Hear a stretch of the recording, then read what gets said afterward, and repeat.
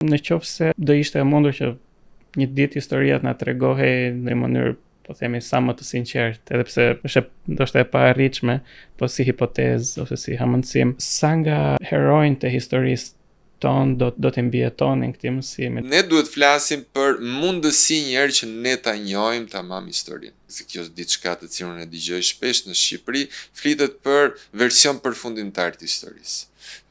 Kjo histori tani nuk ekziston kjo gjë. Historia në vetvete është gjithmonë e rishkrueshme. Do dali një dokument i ri, do dali një kënd vështrimi i ri, do kemi të bëjmë shpesh herë me interpretimet e reja. Pra, gjithmonë do kemi përpunim të një versioni. Dhe këto përpunime shpesher mund të hedhin dritë dhe të na nxjerrin këndvështrimet e reja, qoftë dhe mbi figura të cilat duam ne, nuk i përkasin me historisë, po i përkasin mitologjisë.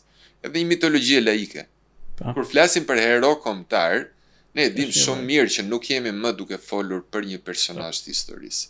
Po flasim për një personazh të cilin duke qenë se është hero, duke qenë se duhet na frymëzoj, ne dim shumë mirë që do të përmendim shumë më tepër disa gjëra të shquara prej tij, sesa disa gjëra që mbase në një kontekst tjetër do t'i konsideronin banale, të përditshmërisë, pa ndonjë arsye të veçantë.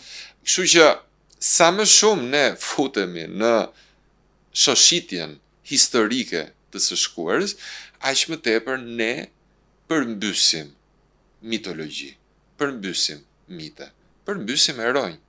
Është puna e përditshme, mund mos jetë një punë shumë simpatike, por është ajo the dirty work që someone has to do it.